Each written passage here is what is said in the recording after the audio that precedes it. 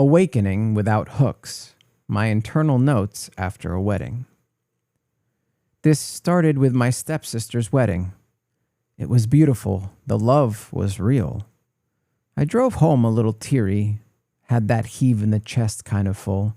Not because it was not beautiful, it was. I was happy for them. I was also wondering if I will find a love like mine. I know my love will look different. I will not have 200 people at a reception. It will be small. It will be different, quiet, intentional. The size will fit my truth. Later that weekend, while recovering, I found some Alan Watts. Not a revelation, but a partial echo in a hallway I've been building for years. I do not buy all of it. There is fluff. Under it, though, there's a backbone I can use. I'll take what lands and leave the rest. What follows is mine. Disclaimer on gurus and fluff. He talks kind of like a church. Fluff and big words to sound special. He talks above people. You are either enlightened or not. He acts like there is only one right way. Hard yes or hard no. Pick a side. That tone makes people feel left out. I do not buy the religion vibe. Beyond the basic moral lessons, most religions turn on people. Sometimes they become violent. I want no part of that. I do not worship speakers or enlightened brands. Most life coaches do not know shit about shit and do not practice what they preach. If I like a line here or there, it is because the line is useful, not because the mouth that said it is sacred. The circles. My sister's circle is wide and warm and loud in the best way. Mine is small and close. A few friends I trust wholly. A family that often sits at odds with what I call healthy. It can feel bipolar. One day I feel the love, the next day I tiptoe around it. Touch seems unfamiliar. I tense up. I watch other families hug and kiss, like breathing. And I wonder, how do I learn that fluency? I've never really had a group. I hopped between circles like islands. I've always been the person every group felt comfortable talking to, the one they told their secrets to, sometimes everything, but never accepted in as a full member. Maybe because I didn't gossip. Maybe because I have seen enough of all the groups to listen without flinching, and I had a better view of the whole. It felt good to be trusted, but it could also be lonely. I was never really fully accepted by a group itself, nor did I feel the need. It felt awkward to only like one or two things fully. I liked so many things. They did often talk to me like I was their best friend and then went back to their circles. I felt seen and peripheral all at once. Watts says the awakened often hide their visions in stories and in laughter because truth slips past defenses better that way. That sounds familiar. I think people sensed I would hold their truth without turning it into a weapon. I mean, I do have "and go the fools among" tattooed on my arm for a reason. Two wholes, not two halves. I'm not searching for a half to complete me. I want two whole humans who choose each other. Freedom and honesty, no hooks. Watts dresses simple ideas in silk, but the bone of this one is clean. It's not a relationship, it's a communion, he says. Love like that is not possession. He also says, available to all but possessed by none, you become cosmically rich and romantically poor. If love has to carry everything, it collapses under its own romance. I've written about this in my own writing, Love is Not Enough. I'm not interested in possession dressing up as poetry. I want the quiet sanity of choosing each other every day without pretending the choice erases our edges. That is the lattice I borrow here, not because I agree with all of it, but because the base idea is clean. When two holes meet, you do not build a hole in the middle. You build a third thing between you. Stronger together does not mean weaker alone. If I lose who I am in the relationship, it's not working.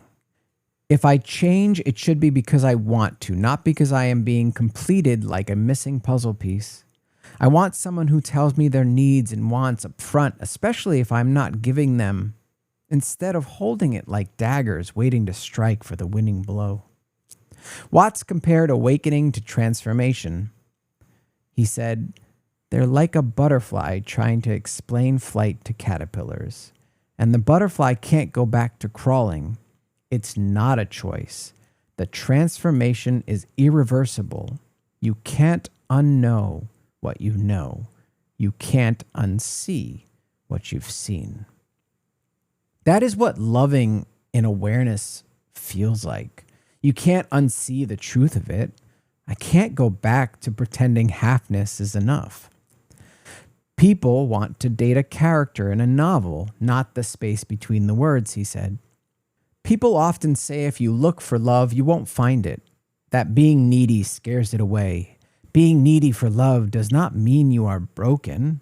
It means you still care to reach. It means you have those other parts of your whole completed, and love seems logical to share with another. I want the person who knows that need, that they can say it without shame. We are whole already and wanted to be in this part of that wholeness.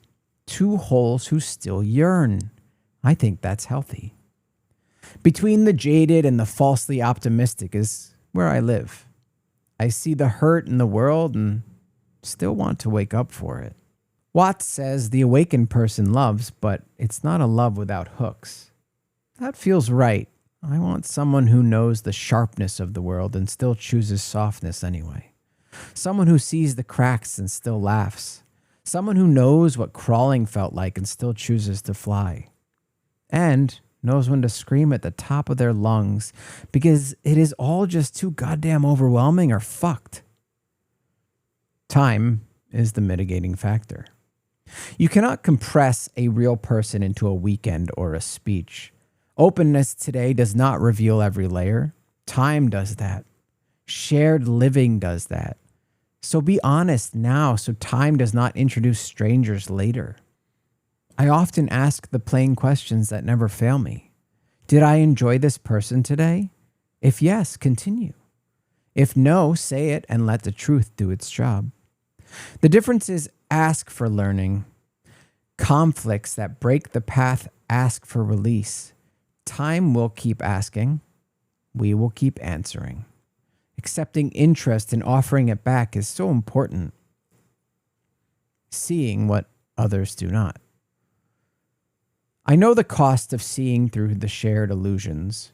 You become a mirror in a room that prefers masks. Watts said, if you tell people too much, they will think you strange.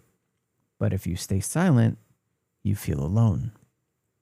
So I try to carry vision lightly, truth in stories, humor when I can find it, and a reminder to myself, my ability to read bodies and rooms is not divine. It is a trauma response tuned young and tempered over years. The work I have done keeps the trauma from holding the steering wheel. It does not turn off the dashboard. I watch faces. I hear the sentences that take the long way around the truth. I listen more through eyes and shoulders and breath than through words. Observation first, analysis second. Verify with the person over time. Always time. I often think of Robin Williams in these times, not the end of his life thoughts, but what led him to that point, how he jested like a fool, his humor often so rooted in the evils behind the curtain, you had no choice but to laugh at the absurdity. Microexpressions are my lifeblood, but I feel most people will look at a text and assume they know the full definition of the person on the other side these days. I want to date without the costumes. I'm tired of the ritual where we cosplay healthy while hiding the parts that will walk into the room later. I would rather skip the performance and speak plainly. Mystery for the sake of feeling special is expensive. The invoice arrives months later when the masks fall and nobody knows who is standing there. Someone has to pay the bill. Boundaries that love can live in. I am not your bodyguard, I am your boyfriend. Partnership is not outsourcing your safety or your self-respect. It's two adults building a space where both feel held and neither is erased. Sometimes I lead, sometimes you do. Love needs boundaries to breathe. I cannot stress how much I need an actual partner versus roles. My kink test revealed this way better than any Myers-Briggs ever could. After the wedding. I left feeling full for their love and a little empty for mine, their friends, their circles, their structure. My life is not a structured thing. I am not a seating chart.